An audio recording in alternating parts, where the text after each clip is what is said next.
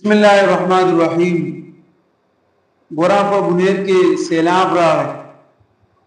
और द उलमाए कराम और द तलबाए उज़्ज़ाम आ खिदमतुनु द तासु वګورئ چې شپه ورځ ګرمي سردی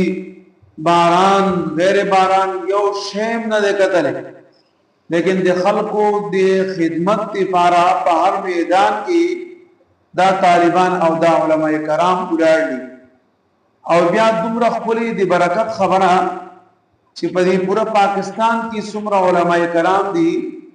هغه ټول خپل حساب سره مکمل تعاون کوشش وکړو. څوک چې هغه تدل هغه تلال او څوک چې هغه تنې تلی هغه دې نه خپل هغه امداد او تعاون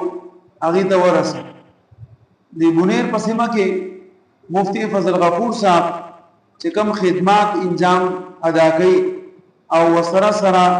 اعلان هم کوي چې ګوره دا کار منګه د سیاست لپاره نه کوو، دا کار منګه د خدمت لپاره. رسول الله صلی الله علیه وسلم فرمایي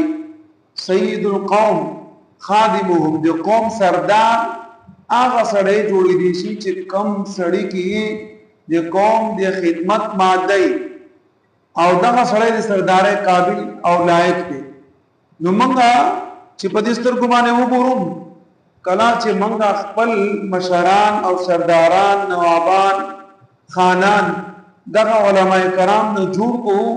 نو زمونږ دا ملک په سمه لار رواني او دغه شان هر یو شیبه په انصاف سره هر چاته رسی.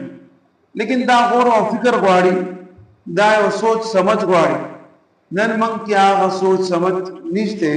بلکې زمونږ دا سوچ سمجھ هغه اغیار او خلقو خراب کړی دی او زمونږ په زړونو کې دا خبره اچولې ده چې هرکه طالبان دي کمولان دي